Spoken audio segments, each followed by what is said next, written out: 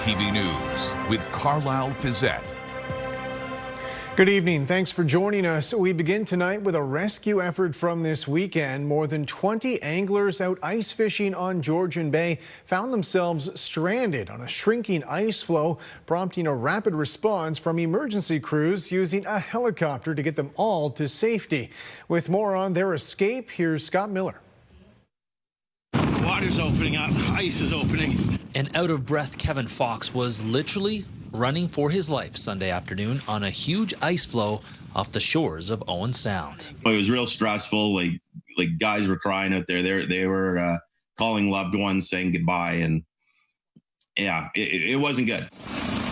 Fox was one of 23 anglers plucked from the ice and waters of Georgian Bay on Sunday after a 7-kilometer wide chunk of lake ice broke away from shore near Balmy Beach. When Kevin let me know that there was water behind me, it was maybe 2 feet wide. By the time I grabbed my stuff to go and run to it, it was the size of a football field. And it was just opening so fast, there was nothing we could do about it. As we got close to the shore, we realized it had pulled off of that shore. So then we had to run along the crack the other side, and it had separated from there. So at that point, we knew, okay, we're stuck on this big chunk of ice. As the waves and winds picked up, the 7-kilometer wide chunk of ice they were stuck on was whittled down to less than 1 kilometer in size, Fox says, and was blown at least 2 kilometers offshore.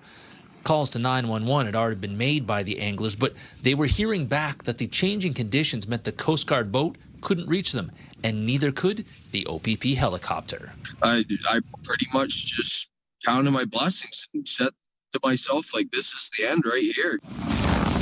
But despair turned to relief in a matter of minutes as the first OPP and orange helicopter flew overhead, plucking 5 anglers who'd fallen through the ice from the frigid waters of Georgian Bay. Fox says the remaining 18 anglers were congregated on the biggest chunk of ice and were picked up 3 at a time and flown to solid ground. Honestly, seeing those chopper guys arrive there and getting on that chopper and getting airlifted out, I couldn't have said, words couldn't even explain to me how thankful I was for that. In retrospect, both Howe and Fox admit maybe they shouldn't have been out on the ice on Sunday, but they were. And they know full well that they owe their lives to the men and women who snatched them from that melting ice floe they found themselves cornered on. Pretty much everybody thought that we were done for. And if it wasn't for those guys and having the rescue team and the equipment that they have, there would have been a lot of floating bodies yesterday. Near Owen Sound, Scott Miller, CTV News. London police say a pedestrian was rushed to hospital during rush hour after they were hit by someone driving a taxi. Officers were seen inspecting the damage to the vehicle. A smashed windshield was visible. They say the pedestrian was hit around 5:30 p.m. while crossing Wharncliffe Road south of Oxford. Police closed all 4 lanes for their investigation. At this point, there's been no word from police on the status of the pedestrian nor any information on the driver who hit them. Officials with the Middlesex London Health Unit say they're making progress in dealing with last week's cybersecurity incident. However, there are some remaining disruptions. With the latest, here's Lauren Stallone. The Middlesex London Health Unit says they are restoring IT systems following a cybersecurity incident that took place last week. The team is working hand in hand with cybersecurity experts, law enforcement, and other agencies to understand what happened, reduce further risks, and restore the services you expect from us. Officials say the incident was discovered on Thursday and countermeasures were deployed to prevent any further access. This included taking many systems offline to protect them. This weekend, we got many of our computers back and running. Our phone systems have been restored. Many, but not all our software systems are operational today. There may be some resulting delays, but things continue to improve. Technology analyst Carmi Levy says while we don't know the exact nature of the incident, it seems to mimic similar situations involving other organizations in healthcare. It seems to have the signature of what looks like to be a ransomware attack. When asked if this was a ransomware attack, The MLHU responded saying, As this matter is currently under investigation, we can't provide any details. Normally, when there is an attack of this nature, the first inclination is to shut down affected systems to prevent the spread and keep the data that you already have secure so that further damage does not occur. Levy says AI is rapidly increasing the frequency and sophistication of cyber attacks like this one. Like all technologies, AI gives and it takes away, and it's up to us to make sure that we're using it to maximize our protection against what is becoming an increasingly frightening threat landscape. Meanwhile, the agency says it will continue to work with cybersecurity experts to restore remaining systems and determine any impacted parties. We know that this really matters to the community as it matters to us. So we will be issuing information as it becomes available. The incident was reported to the Information and Privacy Commissioner of Ontario, the Ontario Ministry of Health, Law Enforcement, and municipal partners. Lauren Stallone, CTV News. At City Hall tonight, Councillor Susan Stevenson pushed a committee to ban municipally funded agencies from distributing drug pipes in core business districts. Substance abuse and the open public drug use is a number one concern. Number one. However, the committee did not even put the motion on the floor, instead opting to simply receive her letter. City staff said federal funding, which includes harm reduction kits, expire at the end of this month, and the contracts of 2 city-funded outreach services include harm reduction kits. Outreach teams with London Cares have voluntarily stopped distributing pipes in areas like the Old East Village, Midtown, and downtown. We're not necessarily funding this directly. There's some modification that agencies are willing to do, and I would support at some point a renewed advocacy position with the province on increasing the number of treatment and recovery beds, or even the investigation about whether inhalation services at CarePoint is something that we want to pursue. Councillor Hadley McAllister says he's heard from homeowners across the city about London's spreading rodent problem. Rats breed very quickly, and if we don't get a handle on this right now, it's going to get worse and it's going to impact the whole city. Other councillors also said they've received more complaints about rats. Londoners have blamed commercial garbage bins, vacant buildings, underground construction, and the switch to bi-weekly garbage collection. The committee recommended staff compile a report this spring about strengthening property standard enforcement to reduce rodent infestations. The committee meeting also heard tonight London's short-term accommodation bylaw has not deterred unethical Airbnb and Vrbo operators 4 years after its launch. People who are operating these legitimately have to understand that to the extent some of us may seem judgmental about this industry, there are some very bad players out there. The committee backed multiple changes to improve the bylaw. The licensing fee will more than double to nearly $550, reflecting the cost of municipal inspections. Fines for not being licensed will rise from $500 to a first-time penalty of $1,500. The committee also supported limiting occupancy to 2 people per bedroom and requiring online companies to only advertise licensed rentals. So those brokers will no longer be able to list those short-term accommodations for short-term rental if it isn't accompanied by a license number. A fire broke out at London's new micro shelter south of the city this weekend, just 6 weeks after it welcomed its first tenants. CTV News was at the scene moments after emergency responders arrived at the site on Cheese Factory Road Sunday morning. City officials say the bedding in one of the units caught fire, likely from a candle or cigarette, triggering the smoke alarm. They say staff on site were able to put the flames out with extinguishers before fire crews arrived. No injuries were reported and damage was limited to 1 unit. We definitely think it was accidental. Nonetheless, we reinforced with that participant the importance of no open flames, and they understand that hopefully this will not happen again. Should that behavior reoccur, then we'll have to revisit the opportunity or the possibility of removing them from the program. The trial of a man accused in a downtown strip club shooting was adjourned today before it could even get started because the man charged has dismissed his lawyer. The lawyer for Kwabena Anwar told the court he is no longer representing the accused Anwar faces a rash of weapons offenses, including firing a gun at the Solid Gold strip club in April 2023. No one was injured during the shooting. The case has now been put over until April so Anwar can obtain a new lawyer.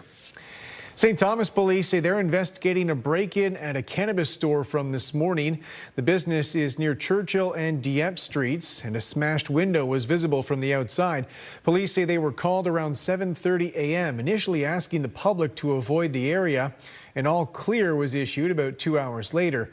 Police say a suspect was seen running from the business, but at this point they've provided no details on any arrest. Tensions flared at Sarnia City Hall today as a councillor pulled a controversial motion just before it would have hit council floor for discussion. As Brian Bicknell reports, the chances of switching the community from a city police force to the OPP now appear to be zero.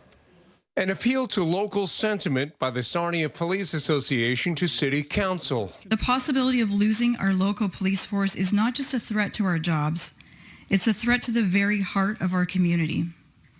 Dedicated employees who have spent their lives serving Sarnia could find themselves without work, without recognition of their experience, and without a place within the city that they love. The delegation was in response to a motion by Councillor Bill Dennis to have city staff examine alternate policing models, including a possible shift from the Sarnia Police Service to the OPP, a move considered in 2010 at a cost of $10 million at that time. And it was 3 or 4 years of pure disruption with no endpoint that was going to be good for the people of Sarnia. And the reason why at the end, and we decided to keep and we did the right thing, was simply we could not afford to go to the OPP. But from there, the meeting took a turn. Before it hit the floor for debate, Councillor Dennis pulled the motion during a heated moment between himself and Mayor Mike Bradley. Here's the deal. I'm going to withdraw my motion. The whole purpose of putting this motion in the first place was to send a message. If you are on the record withdrawing your motion, that means this discussion is over. Why are you in such a rush, Mike? Happy hour doesn't start for another 3 hours. Point of order. Dennis's proposal was in response to the Police Service Board issuing legal notice after Mayor Bradley used strong mayor powers to axe funding for a new police headquarters. But regardless of how it was settled, Police Chief Derek Davis tells CTV News it's a relief to put the OPP question to rest. It does upset a lot of areas, and in the scope of things, it's, I can only use the metaphor, it's doing a fine surgery with a sledgehammer. It just seems to be, to me, my opinion is it seemed excessive for the concerns that were raised. Thank you very much for your presentation. It's appreciated. Council, if we can move on to the next delegation. Brian Bicknell, CTV News. MPs held a debate in Parliament tonight on the war in Iran and Canada's position on the conflict. The Prime Minister, however, was not in attendance. His staff say he was attending a Ramadan event. With more on who was there and what unfolded, here's Abigail Beeman. The risks of even further escalation are real, Mr. Speaker. A parliamentary debate on the Middle East, led by the Foreign Affairs Minister rather than the Prime Minister. In this time of crisis, Canadians deserve to know where the Prime Minister stands. Indeed, they deserve to know where the Prime Minister is. Anita Anand instead detailed how the government is trying to help Canadians in the region. Charter flights, block-booked seats on commercial airlines, and buses. Mark Carney spoke with the American president about the situation Sunday and convened his incident response group. There's a difference between offensive and defensive activities. And right now, I've made it very clear, the government is not going to be pursuing offensive activities. The defense minister was there too. Earlier Monday, David McGuinty acknowledged the concern NATO could be drawn into the conflict and says Canada also watching closely how other NATO allies decide to help countries in the area. The Iranian war now, the incursion led by Israel and the United States, has a bearing on fundamental questions like ammunition supply. It also has a bearing on the situation in Ukraine. The Liberal government has faced criticism for its evolving position, beginning with stronger support than other allies for the initial strikes and then calling for de-escalation. Unprincipled, it's been contradictory, and it's been incoherent. No Liberal MPs were critical publicly Monday as they reconvene for the first time since the strikes. Just wondering if I can get your comment on the government's shifting stance on Iran. It could be a different story Wednesday as Liberal MPs come together for their first caucus meeting, a chance to share their views behind closed doors. Abigail Beeman, CTV News, Ottawa. Still to come, riding like there's no tomorrow, the local octogenarian and his cycling passion still going strong.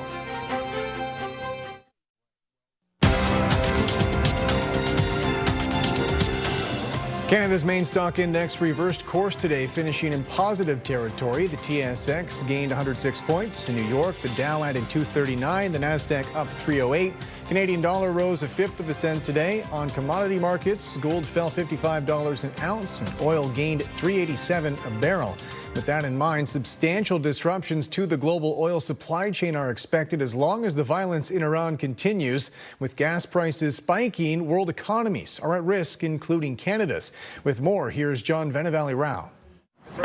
With pump prices well north of $1.50 in Toronto, drivers are feeling the wartime pinch. $1.55.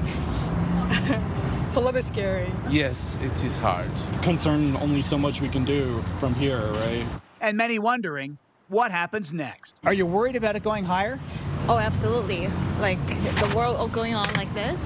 Following dramatic scenes over the weekend, including attacks on oil infrastructure in Iran and the Gulf states. Overnight Sunday, the price for a barrel of Brent crude jumped almost 30% to just under $120 US per barrel, before falling back to around $100 this morning. In response, North American stock markets opened lower, an initial sea of red, with traders fearing a lengthy supply disruption. The longer this occurs, the more difficult it becomes for global oil markets. The near shutdown of the vital Strait of Hormuz continues to worry traders, and major suppliers like Kuwait, Iraq, and the UAE have begun to cut production, unable to move oil. With one well-known price forecaster thinking gas prices could go up another 8 cents by midweek. And every other day after that, probably 2 to 4 cents a litre until we get right to next Sunday. Meanwhile, G7 nations have for now decided against releasing emergency oil reserves to ease supply concerns. After a meeting of G7 finance ministers, they wrote, "We will continue to monitor the situation," adding, "We stand ready to take necessary measures, including stockpile release." While as a major producer, Canada does benefit from higher oil prices, they can also lead to higher food and air travel costs, stoking inflation. Meanwhile, gas price expert Dan McTagg says if oil prices were to hit $140 US, he thinks the price at the pump could jump 40 cents or more. John Venevalley-Rao, CTV News, Toronto. A new defense industry investment today announced by the federal government. It's a $1 billion pledge promising hundreds of jobs. And as Mike Lucatura reports, this could be the first of many similar announcements to come. It's a $900 million announcement for defense innovation in Canada. The partnership with the National Research Council will help grow domestic drone and aerospace technologies. This will allow us to develop new platforms for drone and aerospace technologies, including having a new drone innovation center, a drone innovation hub here in Ottawa at the NRC. The federal government is also buying a new $500 million Bombardier plane. It's the same aircraft already being used by Saab and a Korean company for defense surveillance. They're going to intentionally make their purchases in this country by design, by policy objective, and that's a huge reorientation of the way the government of Canada has worked. It's a welcome change for the Quebec-based aerospace company, pointing out that particular model is truly Canadian-made. Our aircraft, there's a lot of Canadian content. We have on the 6500 over 65 suppliers in the country. It's estimated close to 1,000 jobs are being supported by the purchase of the new Bombardier jet and 6 others ordered in December. The federal government's defense industrial strategy unveiled last month is promising to prioritize homegrown production and research as a way of keeping investment dollars and employment in this country.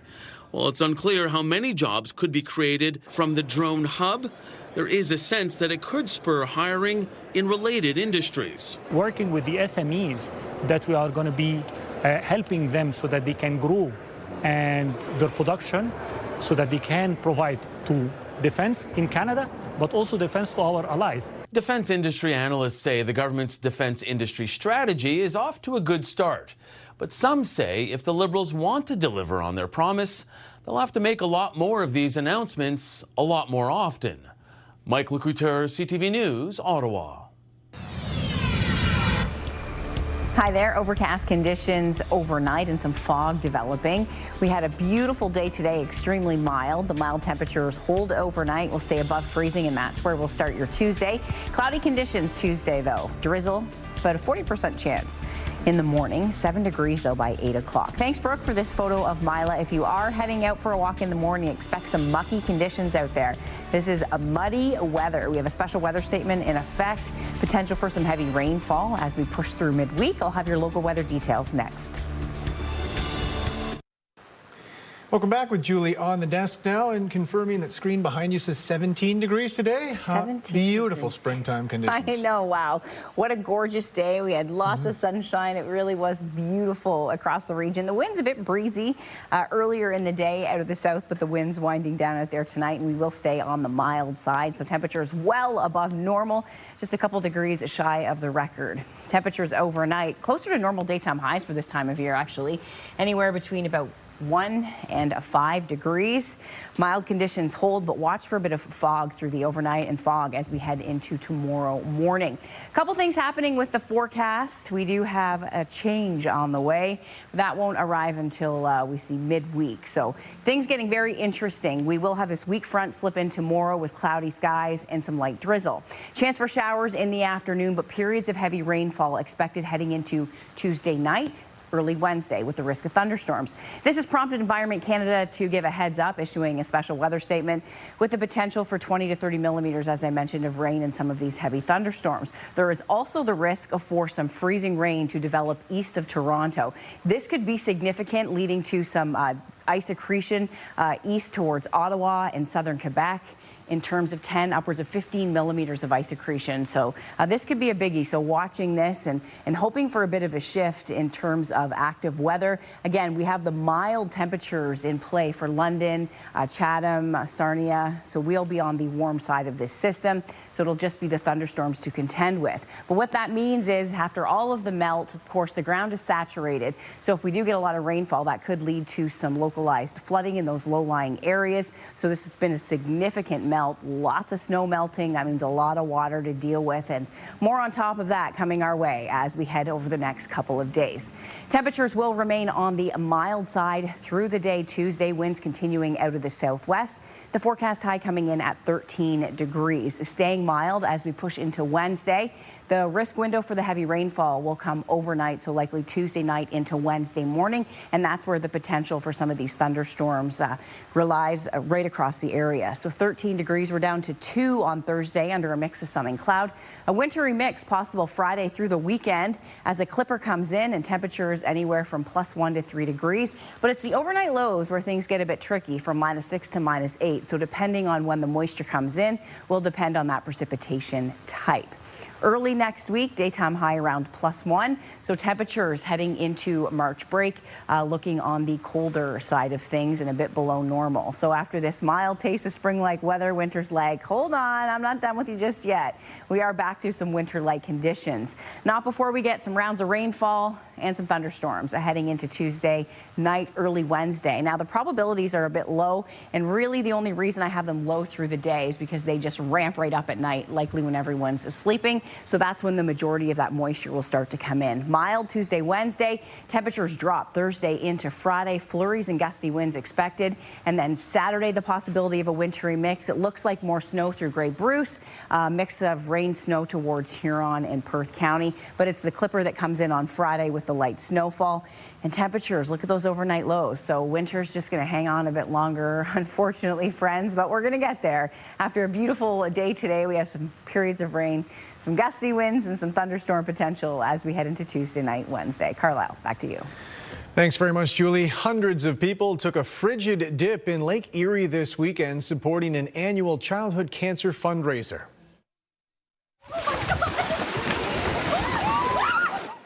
Nearly 50 teams comprised of more than 300 people jumped into the frigid waters Saturday for the Child Can Polar Dip. The annual fundraiser supports childhood cancer initiatives. Got diagnosed with Ewing sarcoma. It's a bone cancer in my ribs. I went through 14 rounds of treatment, 28 days of radiation, a bunch of surgeries, but I did it and I'm here. Child Can provides real tangible supports to families and kids who hear the words their child has cancer, from covering the cost of parking to meals in hospital, providing real tangible financial support. And the reason we can do that is because of fundraisers like this. Organizers say their goal for this year was $100,000, and they had already exceeded that total by the time the event got underway. Finally tonight, a birthday celebration at the Forest City Velodrome, where an 85-year-old cyclist was recognized for his longevity. As Brent Lail reports, he has no plans to slow down. Jim Gilchrist is embracing turning 85 years old. It's partly a denial of the aging process. I don't want to believe it, so I keep going. The retired oncologist had planned to celebrate his birthday by doing 85 laps at the Forest City Velodrome. He decided to keep going until he lost count. This track is a godsend because I can ride in the winter. The reason he held this party at the shortest, steepest indoor velodrome in the world was to raise awareness and hopefully keep the facility going. He rode lap after lap with riders decades younger. He's a complete inspiration to all of us, and just to keep moving and defy what it means to be aging in this world today. He can ride his bike all the way from London to Port Stanley, and he just does it on weekends for fun. Born and raised in England, Gilchrist came to the other London in 1971 when he was hired at Victoria Hospital in the cancer clinic. In 1985, CTV accompanied him when he went to Africa with Camp London, spending 4 months in an Ethiopian refugee camp. I went back for another year. I became obsessed by it and went back for another year. City Councillor Skylar Frank was on site for his birthday to present him with special recognition on behalf of the mayor. Oh my goodness. He's drawn inspiration from Andy Christie, who rode at the velodrome until he was 94 years old, and a Frenchman who was riding at 105. Only 2 decades to go to catch him. To keep going until, I get so old and stupid I can't find a bike.